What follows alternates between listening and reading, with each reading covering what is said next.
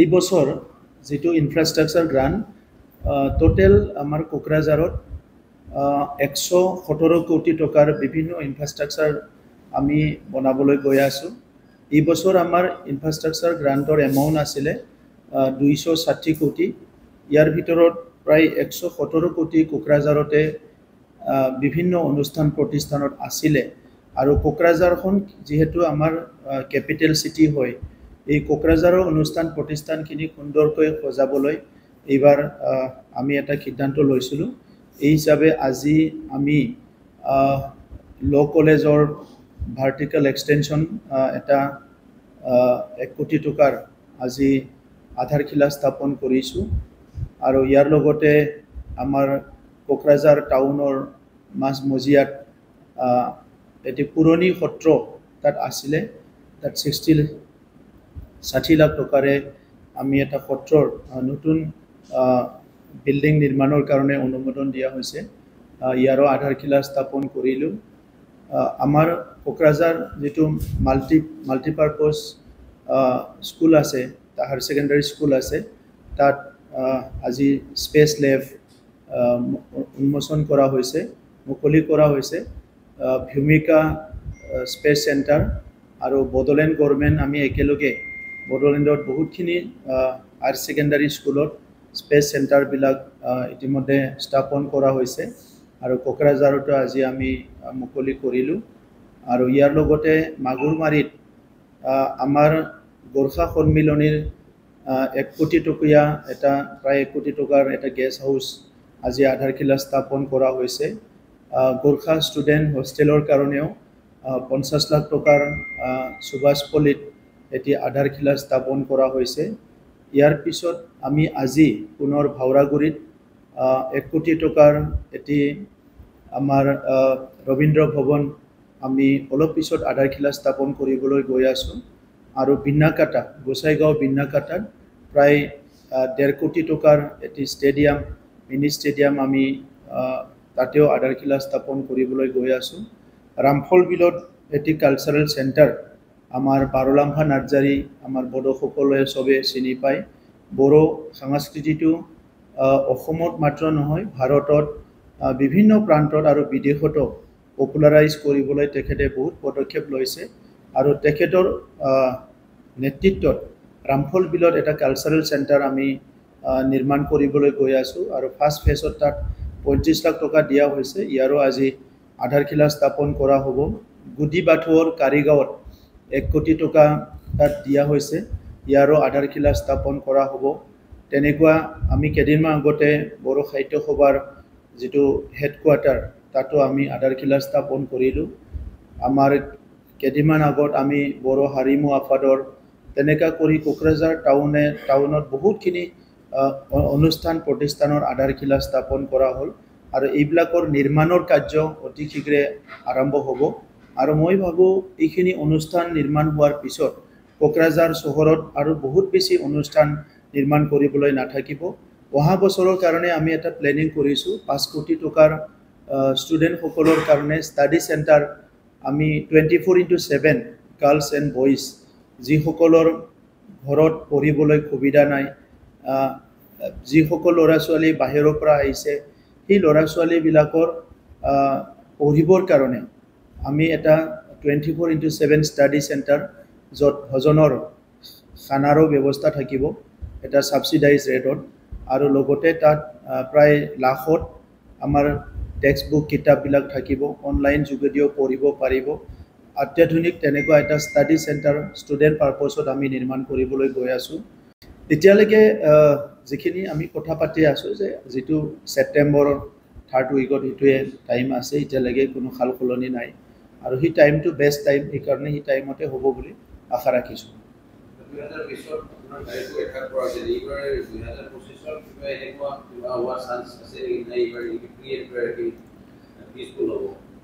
দুই 2020ত যিসকলে ৰুলিঙত আছিলে সেইসকলে বহুতখিনি এগ্ৰেছিভ হৈ আছিলে। আৰু তেখেতসকলে তেনেকুৱা কল্পনাই কৰিব পৰা নাছিলে যে আমাৰ পাৱাৰটো যাব বা আমাৰ এটা সময়ত শেষ হ'ব যেটো ৰুলিঙৰ কাৰ্যকালবিলাক।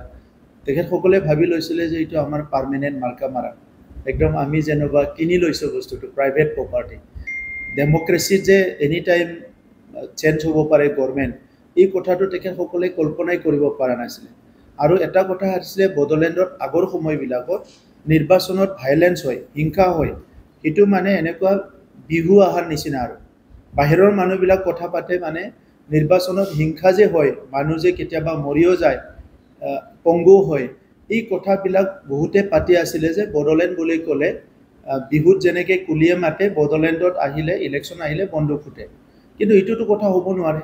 চ' 2020ত যিটো পৰিৱেশ হ'ল, এই পৰিৱেশটো সলনি কৰিবৰ কাৰণে আমি বহুত কাম কৰিলোঁ। আৰু আপোনালোকে যদি চায় 2020ৰ পিছত বড়োলেণ্ডত বহুতখিনি অস্ত্ৰ ৰিকভাৰ হৈছে, AK-47 পৰা লৈ পেলাই বহুত ভাল ভাল অস্ত্ৰ ৰিকভাৰ হৈছে। ইয়াত মানে স্নাইপাৰলৈকে অস্ত্ৰ ৰিকভাৰ হৈছে। গতিকে আজিৰ সময়ত তেনেকুৱা বেআইনী অস্ত্ৰ নাই। কোনোবা যদি বেয়া ধান্দা লৈ আছে এইটোতো ক'ব নোৱাৰোঁ, বাট আজিৰ তাৰিখত এনেকুৱা আমাৰ কোনো মই পৰিৱেশ তেনেকুৱা দেখা নাই।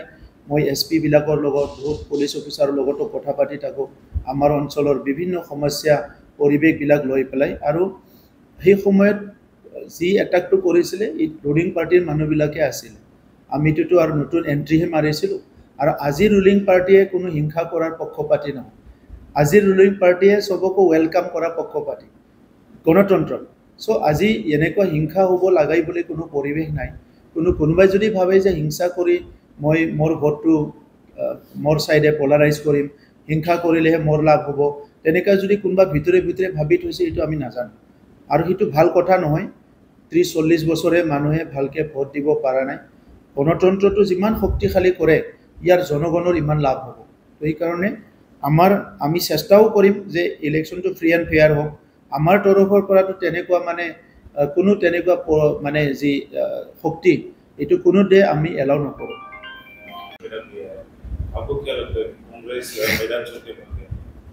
देखिए, ये जो मतदाता है वो ऑलरेडी बातें हुए हैं कि कौन BPF के साथ है, कौन कांग्रेस के साथ है, कौन BJP के साथ है, कौन UPPL के साथ है।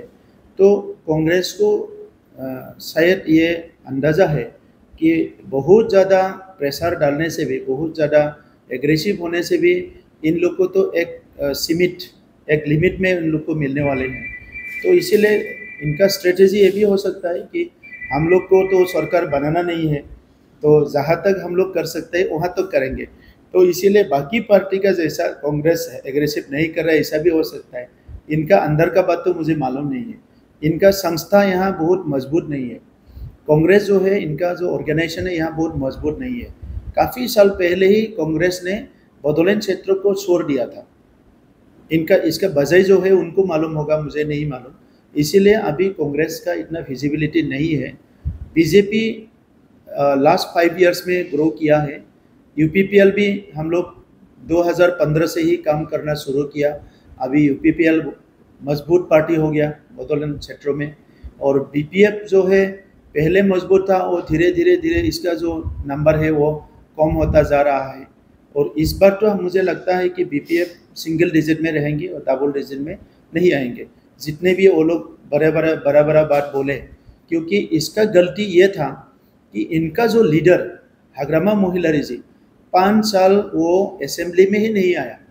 अगर एक लीडर असेंबली में आके बात नहीं रखेंगे, उसका पार्टी का एजेंडा क्या है, सरकार आने के बाद क्या काम करेंगे, 17 साल क्या किया था, ये सारा बातें सुनाने के लिए बड़ौलेंड क्षेत्र की 3.5 मिलियन लोगों के आने वाले जो हमारे समय है, इसके लिए योजना बनाने के लिए अगर कोई प्रयास नहीं करेंगे, ये तो नहीं होगा। तो इसीलिए सिर्फ कांग्रेस नहीं, मुझे दिख रहा है कि BPF भी इस जो आने वाले चुनाव है इसमें हमेशा के लिए बड़ौलेंड की पॉलिटिक्स को अलविदा कहने जा रहा है। এই কাৰণে অলপ টেম্পাৰেচাৰটো বাঢ়ি আছে যে আমিতো গোটেই খেলা জিতি আহিলোঁ। ডুৰাণ্ড কাপত আজি যাৰ লগত আমাৰ খেলা আছে quarter final, north east United, তেখেতসকলে একবাৰ ডুৰাণ্ড কাপ জিকিলে মানে 1 বছৰ আগত।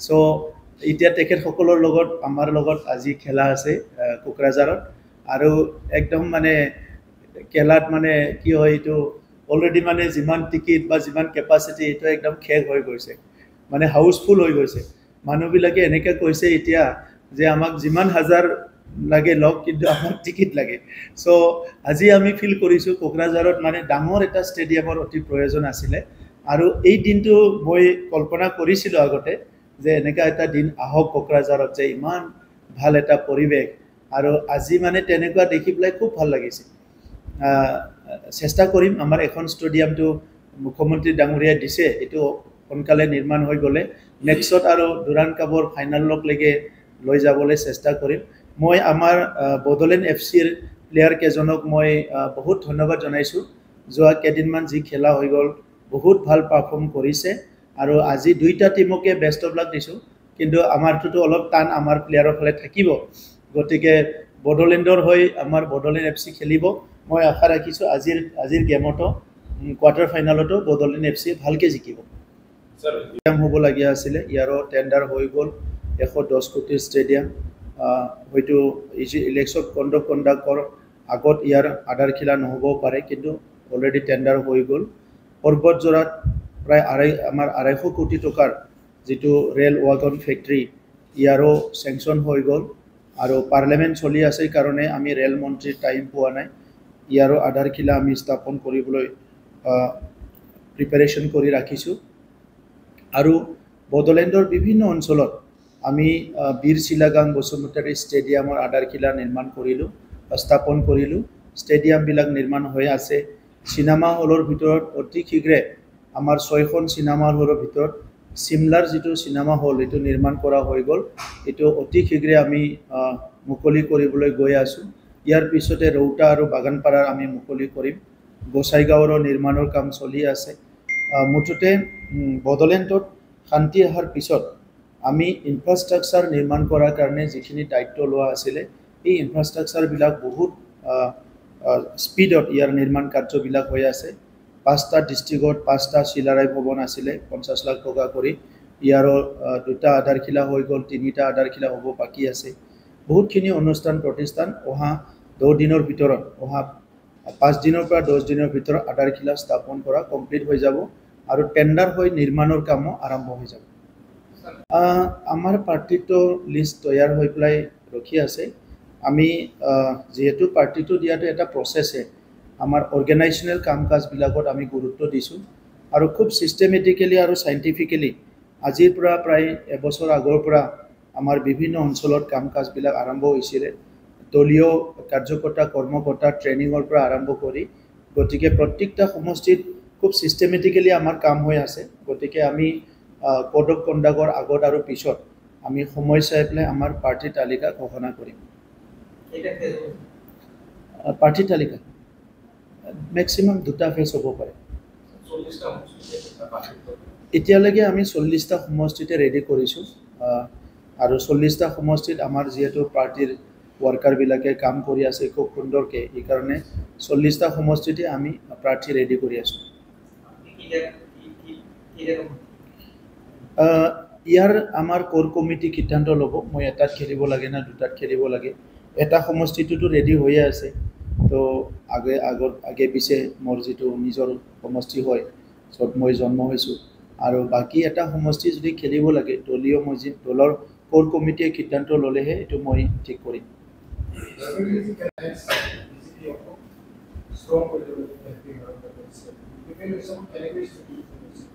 চাওক এইটো ভোটৰ পেটাৰ্ণ বা ডেমোগ্ৰাফি বা আমাৰ যিটো পাৰ্টি পলিচিৰ ওপৰত নিৰ্ভৰ কৰিব BTCত কোনোবা দলৰ যদি আমাৰ 3-4টা দল যিবিলাকে কাম কৰি আছে কাৰোবাৰ হাতত ভোট 30% এবভ আছে কাৰোবাৰ হাতত 30% বিলো আছে আৰু কাৰোবাৰ হাতত 20% আশে পাশে আছে চ' আজি কোনোবাই জোৰ দি ইলেকশ্যন কেম্পেইন কৰিলে কাৰোবাৰ কাৰণে ভাল হয় কোনোবাই লাহে লাহে কৰিলে কাৰোবাৰ কাৰণে ভাল হয় গতিকে পলিটিক্সৰ এই যে পলিটিকেল ষ্ট্ৰেটেজি কেম্পেইন ষ্ট্ৰেটেজি আৰু মানে ভোটৰ যিবিলাক অংক এইবিলাক ইমান মুকলিকৈ কোৱা নাযায় মিটিঙত যিখিনি ভাষণ দিয়ে এইখিনি আৰু এই আপোনালোকৰ আগত চব কথা পাতিলে মই এইটো মানে দলীয় কোৰ কমিটিত পাতাৰ দৰে হ'ব, এইটো মিডিয়াৰ নিচিনা নহ'ব।